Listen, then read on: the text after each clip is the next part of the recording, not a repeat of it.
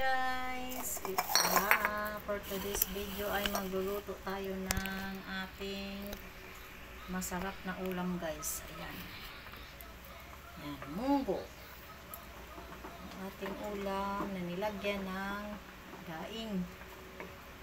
Ayan, ang ating ulam ngayon today. Ayan, sarap guys. Oh, sarap ng ulam natin ngayon. Oh, lagyan ng daing.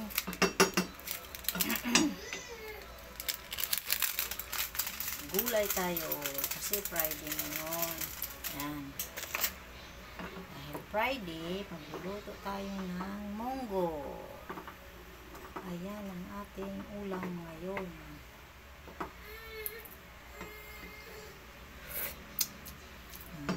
Sarap. Lagyan natin ng kunting asin. Ayan. Kunting asin lang guys kasi maalat na yung daing. Sa halagang 50 pesos, makakakain ka na ng maayos.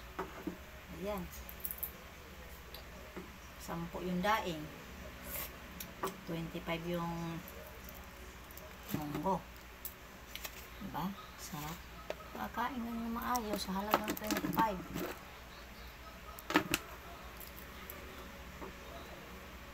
Ay, 50 pesos. Ayan guys, ang ating recipe for today, munggo. Ayan, gulay, masustansya, healthy. Kaya kumain tayo ng gulay. Medyo matabang pa siya guys. Kumain tayo ng ating, para malusog ang ating pangangatawan, tayo ay kumain ng gulay palagi. Kasi kung may sakit man tayo, mga diabetes o ano man yan, kailangan natin ng gulay. Huwag puro karne. Yan, masarap.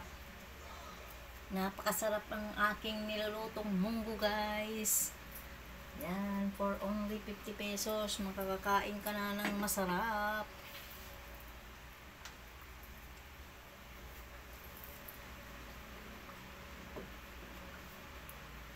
Sarap ng aking niluluto. Sarap. Thank you for watching. Ayan guys, ang aking recipe for today. Bisaya recipe.